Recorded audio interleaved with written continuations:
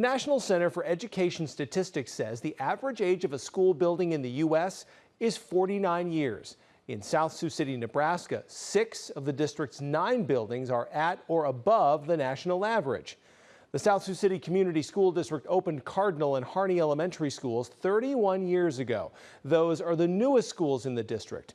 Under Cardinal Vision, 3 schools, Swett, Lewis and Clark Elementary, and Covington Elementary, will be replaced with a new elementary school building and a new preschool building. The average age of a school building in South Sioux City, 58.8 years. KTIV's Katie Koppel takes us inside the elementary schools that the district says need to be replaced.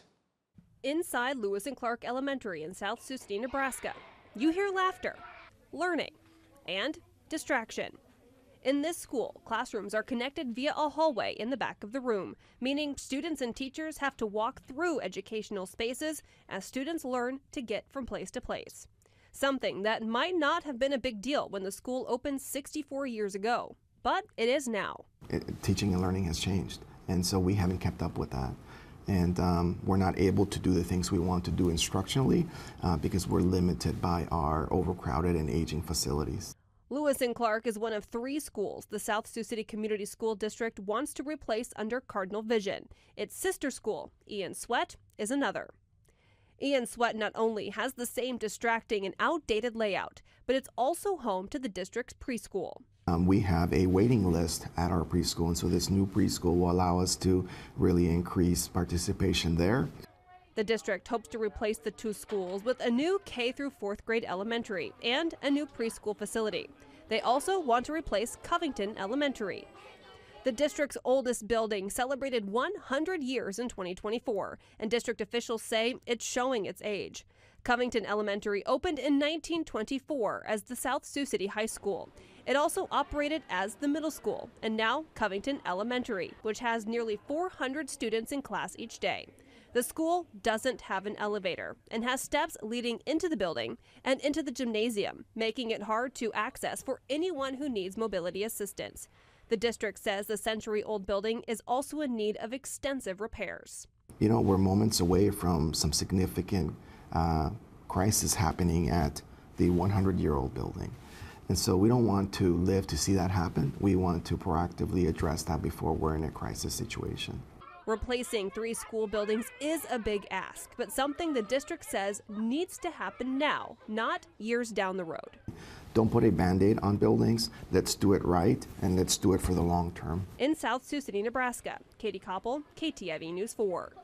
The district wants to replace the 3 buildings with 3 new ones, a new elementary school, a new preschool, and a new 5th and 6th grade intermediate school to help address district overcrowding.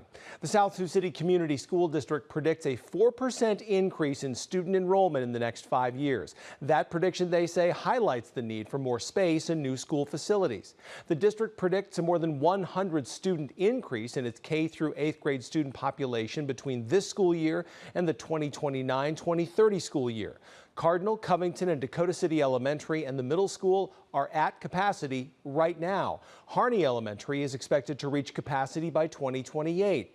That also translates to the high school. Several housing and business developments are in the works in the South Sioux City community. The district has overcrowding issues in many of its schools. At Dakota City Elementary, that school has issues in its lunchroom. The school gets its 250 students through the lunch line in 3 lunch sessions. Because of the small space, it takes them 2 hours. With more room, kids could get through faster, easier, and spend more time in the classroom.